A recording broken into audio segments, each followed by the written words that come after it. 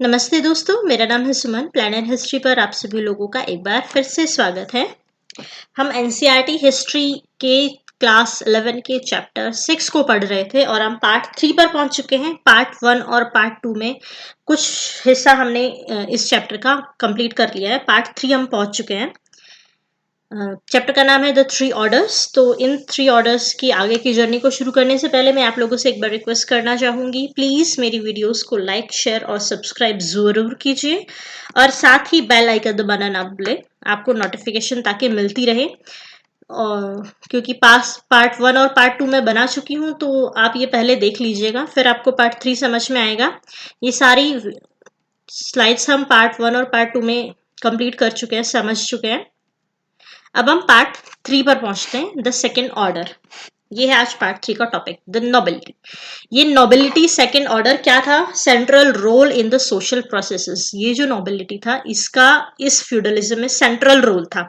Central role का मतलब क्या होता है कि किंग और पीजेंट्स के बीच में ये आते थे। किंग नोबिलिटी को लैंड देगा, उसके बदले में ये अपनी सर्विसेज देते हैं, और नोबिलिटी पीजेंट्स को अपने किसी को थोड़ा लैंड दिया और अपनी प्रोटेक्शन दी, तो बदले में पीजेंट्स ने अपनी सर्विस उनको दी। ठीक है, तो they had control over lands which was the result of old custom known as vassalage. पुराना जो पहले से ओल्ड ट्रेडिशन में एक सिस्टम था वैसलेज, जिसमें कंट्रोल होता था लैंड का नोबल्स के पास, उसी से धीरे धीरे फ्यूडलिज्म बाहर निकल के आया। The nobles of Kings were big land holders. जो किंग के नोबल होते थे वो बड़े लैंड होल्डर्स होते थे, और ये नोबल्स किंग के वेसल होते थे, मतलब उनके नौकर होते थे या उनके अंडर होते थे। और नोबल्स के अंडर कौन होते थे? पीजेंट्स। फ्रांस के जो रूलर्स थे उन्होंने इसी वेसलेज सिस्टम को अपनाया, जो पहले वाला जो ट्रेडिशन था गॉल में, रोमन एम्पायर में, उसी को वेसलेज, उसी सिस्टम को अपनाते हुए फ्यूडलिज्म की नींव रखी थी, बना था। In that tradition a Nobel accepted the king his senior a Lord. तो ये जो वेसलेज सिस्टम होता था वो क्या होता था कि जो नोबल होते थे उसमें वो अपने किंग को, अपने राजा को अपना सीनियर या अपना लॉर्ड मानते थे। अपना सीनियर या अपना लॉर्ड अपने से बड़ा, अपने भगवान की तरीके से मानते थे। King had to give mutual assurance. उसके बदले में राजा को उनको प्रोटेक्शन और लैंड ये सब देना होता था।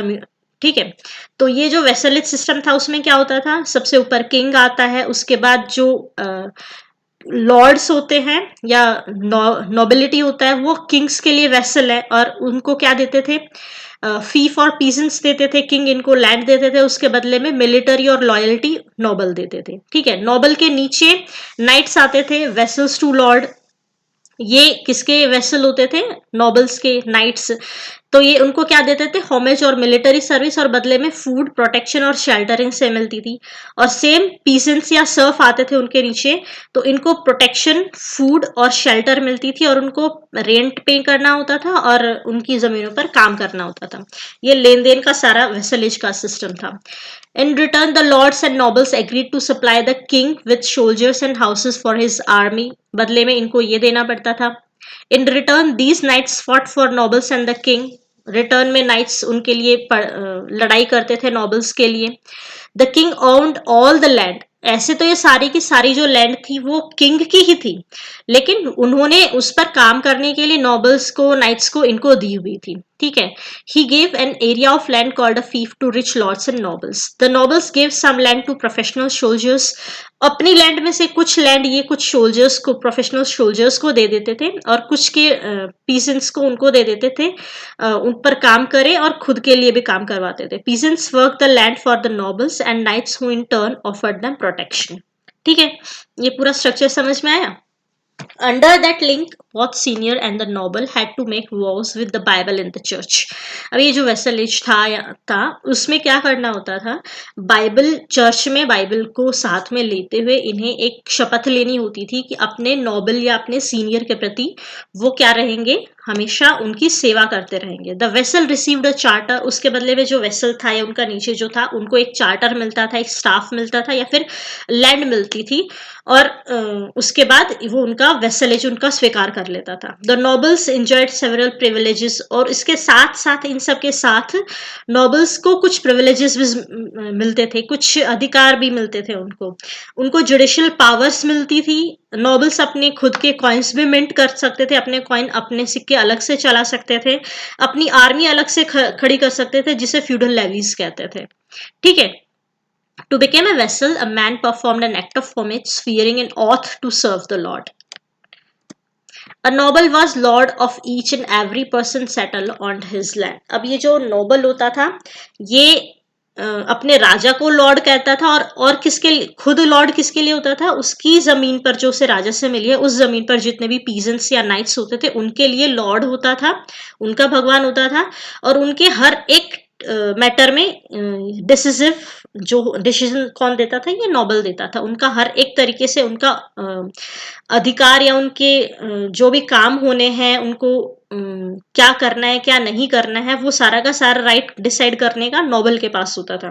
ये possessed huge tract of land which include his residence. अब ये जो एरिया होता था, मिलता था लैंड नोबल को, उसमें क्या क्या उसका रेजिडेंस भी आता था, उसके पर्सनल फील्ड भी आते थे जहाँ पर खेती बाड़ी होती थी, पेश्योर्स जहाँ पर उसके चरागाह वगैरह चरते थे उसके जानवर, फील्ड ऑफ पीजेंट टीनेंट्स, और अलग से जो पीजेंट और टीनेंट्स के अलग से उनको भी खेत छोटे छोटे दे देता था कि इन पर तुमको उगा के खाना है और इस जमीन पर मेरे को उगा के देना है तुमने। द हाउस ऑफ नोबल, और इस लैंड पर जो नोबल का जो हाउस होता था उसे मैनर कहा जाता था।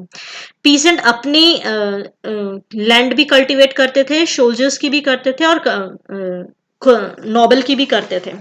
ठीक है। और साथ में शुरुआत में जो नाइट्स होते थे वो एकदम से नहीं बने थे, इन्हीं पीजेंट्स को टाइम पड़ने पर मिलिट्री सर्विस भी देनी पड़ती थी। ठीक। तो ये जो एरिया होता था पूरा, इसमें क्या क्या आता था, church, manor, castle, village, wood, meadow, river, field, ये सारे की सारे एरिया आता था। मैनोरियल एस्टेट इस एरिया को कहते थे, इस लैंड को। उसमें जो लॉर्ड का हाउस होता था वो मैनर कहलाता था। इस पे जो he would control peasant villages, इसमें जो विलेज होते थे एक अलग से जहाँ पे पीजेंट्स के घर होते थे, इसका भी कंट्रोल पूरी तरीके से इस लॉर्ड के पास ही होता था। इस विलेज में ये जो विलेज होता था इसमें अलग अलग अमाउंट में भी घर हो सकते थे, मतलब कहीं पर सिर्फ 10-12 होते थे तो कहीं पर 50-60 भी हो सकते थे। तो उसी तरीके से लैंड भी मैटर करती थी कि वो कितनी लैंड लॉर्ड के पास होती है। The manorial estate were self sufficient. अब ये जो मैनोरियल एस्टेट्स होते थे, जो लॉर्ड की जो लैंड होती थी, ये सेल्फ सफिशिएंट होती थी हर एक तरीके से, इकोनॉमिकली पूरे तरीके से। मतलब उनकी जो डेली रिक्वायरमेंट्स है, जरूरतें हैं, वो सब की सब इस पूरे मैनोरियल एस्टेट के अंदर उस लैंड पे ही पूरी हो जाती थी। Grains were grown in the field, मतलब खेती बाड़ी भी होती थी वहीं पर। कुछ पीजेंट्स ब्लैकस्मिथ का काम करते थे, कारपेंटर का काम करते थे, और ये सब सर्विसेज वो अपनी तो करते ही थे, ये सारी सर्विसेज वो लॉर्ड को भी प्रोवाइड करते थे। ठीक है। ऑर्नामेंट्स उनके लिए बनाते थे, उनके लिए बिल्डिंग्स, उनकी मैसन्स वगैरह बनाते थे, सारे के सारे पीजेंट्स ही सब कुछ करते थे। तो ये ऐसे छोटे भी हो सकते थे, और ऐसे हमने जैसे देखा वो पिक्चर बड़ी, वैसे बड़े भी हो सकते थे। द वुमेन, उसमें से जो वुमेन थी वो उन पे जो वूल कलेक्ट करके फैब्रिक्स या क्लॉथ्स बनाती थी। जो चिल्ड्रन होते थे वो वाइन प्रेस में काम करते थे। वाइन प्रेस क्या, ग्रेप्स को का रस निकाल के जो वाइन बनाई जाती है, इसी अलग से लॉर्ड्स की अलग से अपनी वाइन प्रेस भी होती थी वहीं पे। The states consisted of Woodlands and forest. उस लैंड में और क्या होता था, वुडलैंड और फॉरेस्ट भी होते थे जहां पर ये हंटिंग करते थे या जहां से ये लकड़ी अपने लिए ले लेते थे। स्टेट पेश्योर लैंड्स भी होती थी जहां पर इनके जो पशु है वो चरते थे, उसके लिए अलग से भी इसी एस्टेट के अंदर भूमि होती थी। चर्च भी इसमें अलग से, चर्च के लिए अलग से भूमि दी जाती थी, और कैसल के लिए भी जहां पर नाइट्स जो लोग हैं वो रहते थे, इनके नाइट्स जो लड़ते हैं उनके लिए, डिफेंस के लिए। In England the castles were developed as centre of administration and military strength under the feudal system. और इंग्लैंड में धीरे धीरे इन कैसल्स को मिलिट्री स्ट्रेंथ के रूप में, एक किले के रूप में उभारना शुरू कर दिया था उन्होंने। ये जो पूरा एरिया था, इस तरीके से पिक्चर से और अच्छे से समझ में आता है। ये जो लॉर्ड का हाउस है इसे मैनर कहते थे। यहाँ पर ये पूरा चर्च है, एक छोटी सी लैंड पर चर्च भी बना दिया जाता था, और उसके लिए अलग से थोड़ी सी भूमि भी है चर्च के सामने। ठीक है। Peasants grew vegetables in small garden. ये पीजेंट्स के जो विलेज है उनके घर हैं, और उनके लिए अलग से थोड़ी सी भूमि दी जाती थी जहां पर वो अपने लिए अलग से अपनी सब्जियां और वो सब उगा सके। और ये जो भूमि थी ये किसके लिए उगाता था, peasant worked on harvest the crop. ये अपने लिए भी, और जो लॉर्ड है या चर्च है उनको देने के लिए भी यही पीजेंट्स ही काम करते थे उनके लिए भी। और अनाज आने के बाद harvest wheat was taken to the mill and ground into flour to make breads, और यहीं पर उनको इसी एस्टेट के अंदर अनाज को कटाई के बाद वहीं पर उसको पीसा जाता था, वहीं पर ब्रेड भी बनाई जाती थी। मतलब इस एस्टेट के अंदर ही सब कुछ हो जाता था। यहीं पर ब्लैक स्मिथ, कारपेंटर टूल्स बनाते थे, काम करते थे। इसी के अंदर एक एरिया होता था जहां पर शीप वगैरह ग्रेज होते थे, उन्हीं शीप से बाद में वूल लेकर क्लॉथ बना दिए जाते थे। ये पूरा, और फॉरेस्ट वगैरह भी यहीं पर होते थे, हंटिंग वगैरह ये कर सकते हैं, सब कुछ इसी लैंड पर हो जाता था सारा का सारा। ठीक है। अब ये जो नाइट्स है, जो एक डिस्टेंडिंग ग्रुप जो बाद में पीजेंट्स में से ही बाद में उभरा था, there were regular localise wars in Europe.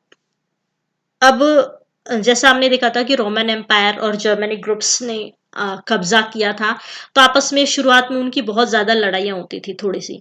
तो ये लड़ाइयाँ थोड़ी थोड़ी छोटी लोकल वॉर्स यूरोप में बहुत ज्यादा होते रहते थे। तो क्या करते थे किंग, पीसेंट्स में से ही जब जरूरत पड़ती थी लड़ाई के लिए उन्हीं को बुला लिया करते थे। नोबल्स तो लड़ेंगे नहीं, वो पीसेंट्स को भेज देते थे बदले में।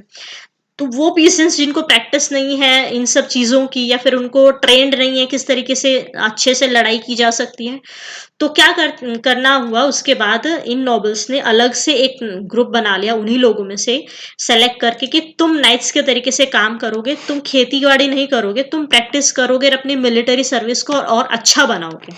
ठीक है।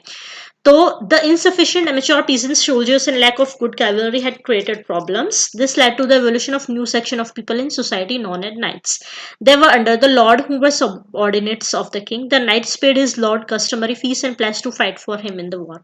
अब ये जो knights होते थे ये क्या करते थे, जब आए उन्होंने लॉर्ड को फीस दी, कुछ कस्टमरी फी, और उसके साथ ही साथ उसको उसने शपथ भी ली कि मैं आपके लिए जब भी आप कहेंगे मैं हमेशा आपके लिए लड़ने के लिए तैयार रहूंगा। और बदले में लॉर्ड ने क्या किया, उसको एक अपनी उसी में से एक लैंड उसको दे दिया छोटा सा, कि यहाँ पर तुम रहोगे और यहीं पर अपनी प्रैक्टिस करोगे, सब सब कुछ करोगे। और उस लैंड को क्या कहते थे, फीफ्स फॉर नाइट्स। इस लैंड को फीफ कहते थे, जो नोबल्स नाइट्स को देते थे बदले में।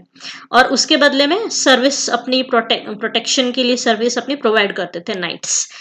ये जो फीफ होती थी नाइट की, ये हेरेडिटरी भी हो सकती थी, मतलब जो नाइट का बेटा है वही बाद में नाइट बनेगा।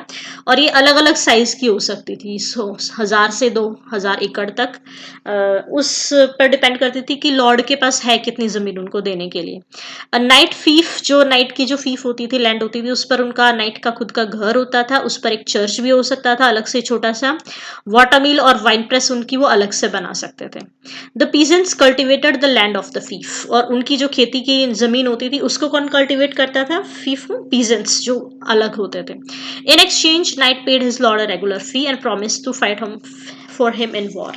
और नाइट्स बदले में लॉर्ड्स को क्या देते थे, एक रेगुलर फी दे देते थे, कि जो पीजेंट्स उनके लिए कल्टिवेट करते हैं उसमें से उनको जो हिस्सा मिलता है और उससे वो कमाई करते हैं, तो उसके बदले लॉर्ड्स को वो फीस भी देते थे और उनके लिए लड़ते भी थे। और नाइट्स जो पीजेंट्स हैं उनके लिए कल्टिवेट करते थे, उनके बदले में उनको प्रोटेक्शन देते थे कि मैं तुम्हारा तुम्हारा प्रोटेक्शन करूंगा जरूरत पड़ने पर। Knight could serve more than one lord. अब ये जो नाइट होते थे ये एक से ज्यादा लॉर्ड को सर्व कर सकते थे, कि अगर किसी और लॉर्ड का, उनका जो खुद का लॉर्ड है उनका कोई फ्रेंड होगा, उसको मदद मदद चाहिए है, तो ये नाइट को, अपने नाइट को वहां पर भेज सकता था लड़ाई करने के लिए। लेकिन ये जो नाइट था वो दूसरे को सर्व करने के साथ साथ खुद के जो लॉर्ड था उसके साथ उसको लॉयल रहना पड़ता था, उसके खिलाफ वो किसी और से नहीं लड़ सकता था, मतलब उसके खिलाफ नहीं लड़ कर सकता था। ठीक है। तो ऐसे एक 13th सेंचुरी की एक पोएम है जो नाइट्स को गानी होती थी, to be sung, recounting the adventures of knights. ये डून दे मेंस ने लिखी थी। इसमें क्या लिखा है कि इसका जो मतलब है, if my lord is slain his fate I will share, मतलब ये जो नाइट है ये गाता था कि अगर मेरा लॉर्ड है उस वो कभी बर्बाद होता है तो उसके साथ मैं बर्बाद होऊंगा, कभी वो मरता है तो उसकी वजह मुझे टांग दो, अगर वो कभी जलता है तो उसके बदले मुझे जला दो, कभी इस तरीके से कि उसका जो उसके साथ जो भी चीज बुरी होती है वो सब मैं अपने ऊपर लेने के लिए तैयार हूँ। और ये इसलिए होता था कि वो इस तरीके से कि अपनी लॉयल्टी अपने लॉर्ड के प्रति वो दिखाते थे कि ये हमेशा अपने लॉर्ड के प्रति ही से लॉयल रहना है। ठीक है। तो ये सेकंड पार्ट भी हम खत्म करते हैं। ये थर्ड ऑर्डर हम नेक्स्ट पार्ट में शुरू करेंगे, तो third order peasant free and unfree. ठीक है, आज के पार्ट में हम यहीं पर खत्म करते हैं पार्ट 3 को। सेकेंड ऑर्डर के साथ जो हमने नोबिलिटी का ऑर्डर पढ़ा है, इसके साथ इसको खत्म करते हैं। नेक्स्ट फोर्थ पार्ट में हम पीजेंट्स और अनफ्री फ्री और उसके बाद क्या चेंज हुआ यूरोप में, वो हम आगे पढ़ेंगे। ठीक है, तो आज के लिए इतना ही। जाने से पहले मैं आपको बताती हूँ, आपको कुछ समझ में नहीं आता है, इसमें मैंने ठीक से एक्सप्लेन नहीं किया हो तो आप मुझे कमेंट सेक्शन में लिख सकते हैं।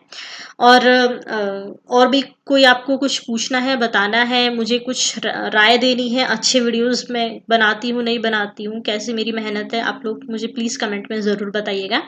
और लाइक शेयर ज़रूर कीजिए, मेरी वीडियोस को पसंद आती हैं आपको तो कोई और आपका हिस्ट्री का स्टूडेंट है उसके साथ भी ज़रूर शेयर कीजिए, उसका भी भला हो जाएगा। और प्लीज़ सब्सक्राइब ज़रूर कीजिए, खाली वीडियोस मत देखिए। अगर आपको कुछ भी फ़ायदा होता है मेरी एक भी वीडियो से तो प्लीज़ मेरे इस चैनल को सब्सक्राइब कीजिए। आज के लिए इतना ही, फिर मिलते हैं नेक्स्ट वीडियो में। Bye bye.